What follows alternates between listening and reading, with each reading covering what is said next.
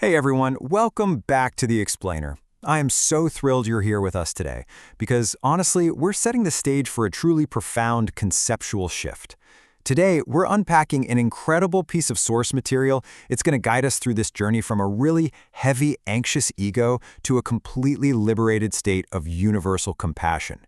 We're talking about how we relate to the world, how we perceive our own inner selves, and how just a slight but absolutely fundamental shift in perspective can literally change your entire experience of daily life. So if you've ever felt weighed down by your own expectations or just completely burnt out from trying to be the main character of the universe, you're going to find this explainer incredibly refreshing. Let's get right into it. To anchor ourselves right off the bat, let's briefly recall the essential lesson from our previous explainer. Remember? We learned that true human spiritual growth, and really, genuine acts of kindness, can only happen in the vibrant present moment. We talked about how the past gives us our roots, and sure, the future gives us our direction. But we absolutely have to avoid scattering our minds. Think about it. You can only offer a helping arm to an elderly person right now. You can only listen to a child with patience now. You can only inhale the scent of a flower now. Growth happens right here, right now, completely centered in the reality of the present moment. But that brings us to a really fascinating question. What actually happens when we bring our deepest emotions, specifically love, into this vibrant reality of the now? Like, how does our ego interact with that emotion, and how can we elevate it?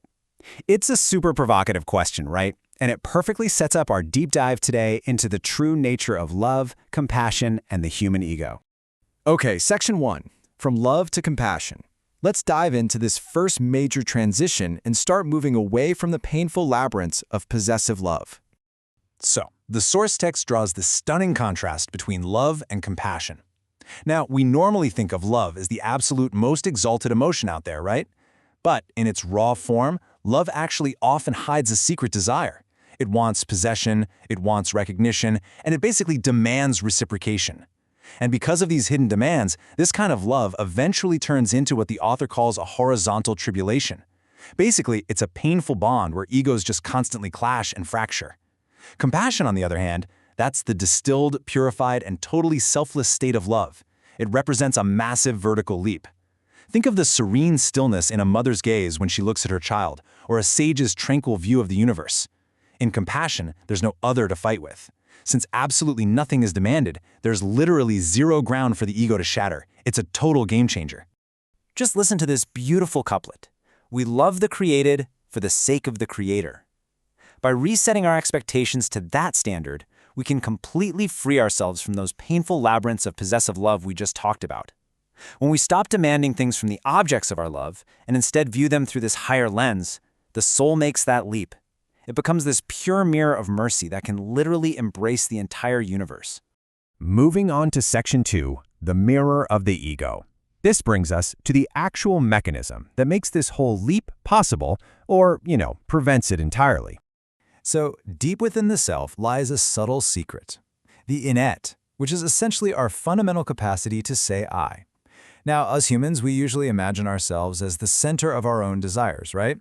The text explains that when this faculty is misunderstood, it turns a person into this heavy, dense center that just revolves endlessly around itself. The ego hardens up when it thinks it's completely self-sufficient. But, and here's the kicker, when the innate is rightly positioned, it actually transforms into a mirror, opening up toward the truth. It grows lighter. It starts to see itself merely as a unit of measure, like a signpost.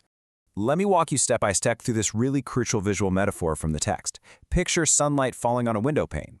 If the glass of the window somehow imagines that the light hitting it belongs to itself, well, what happens? It darkens. It becomes completely opaque. But step 2, if the glass recognizes that the sun is the actual source of the light, it becomes transparent. It turns into this beautiful, clear passageway for the light. And the human soul is exactly like this glass. The more we attribute beauty, talent, mercy, intelligence to ourselves, just purely to ourselves, the heavier and darker we become. Why? Because the finite simply cannot bear infinity. But when every single glimmer is seen as a reflection of a much greater source, that's when the true refinement of the self actually begins. Let's just pause for a second to really absorb this profound couplet. What you call self is but a mirror turned toward the real. When light is claimed as one's own, the soul remains concealed in shadow. It just perfectly captures the essence of what we were just talking about. When we claim the light as our own, when we hoard our talents and our intellect as independent powers, our soul stays in the shadow, exactly like that darkened glass. But when we view ourselves as a mirror turned toward the real, we start looking at the entire universe differently. We stop seeing independent powers everywhere, and instead we see subtle manifestations. We see silent reflections of a single source. All right, section 3, the trustee of infinity. So what practical changes actually happen in our lives when our ego is finally positioned correctly? Well, once the ego is rightly positioned, this completely new ethic emerges within us. First off, we stop seeing ourselves as the absolute owner of our lives and our talents, and instead we become a trustee. And think about it. Someone who carries a trust is deeply ashamed of betraying it. Because you know your strength flows from the possessor of infinite power, your arrogance transforms into genuine dignity. You don't mistake compassion for weakness anymore. Reliability stops being just some clever social strategy and becomes your actual core character. People feel incredibly safe in your presence. Why? Because you're living not just to appear righteous to everybody else, but to truly be truthful. And your effort, it remains genuine, but your heart becomes so much calmer, simply because you aren't transforming success into an idol for your ego. I really want to emphasize how incredibly relevant this is for us today. The source points out that knowing another power actually creates the results, takes this massive, heavy burden of outcomes completely off our shoulders. We humans, we touch the causes. We put in the genuine effort, absolutely. But we don't have to carry the ultimate outcome entirely by ourselves. This realization is described as literally a new breath for the exhausted soul of modern humanity. It's a profound, genuine relief from that crazy modern burnout we all experience when we try to carry the weight of the whole world on our own finite shoulders. Okay, Section 4, Spirituality in Daily Life. Let's see how we can actively apply these classical wisdoms right in the middle of our busy modern reality. Now, the text fully acknowledges the profound, ancient truths of classical Sufism. Back in the day, seekers used phrases like La mevjuda illahu, which means there is no true existence but Him, to move beyond the veils of multiplicity and perceive unity. And those ways are still deeply precious, for sure. But the author excitedly introduces a new doorway, specifically tailored for the fragmented and accelerated human being of our modern age. Instead of retreating from the world to find unity, this is a path of orientation that is actively lived right within the very midst of daily life itself. This modern doorway is built upon 4 incredibly grounding pillars. Let's look at them together. First, La maqsude illahu. There is no ultimate aim but Him. Second, La matlube illahu. There is none truly sought but Him. Third, La mahbube illahu. There is no ultimate beloved but Him. And fourth, La ma'bude illahu. There is none worthy of worship but Him. Embracing this specific mindset deepens a person profoundly. But, and this is the key takeaway, it does it without separating them from the vibrant life all around them. Because of these pillars, you don't need to flee to a mountaintop to find spiritual depth. This modern spirituality thrives right here, in these everyday environments.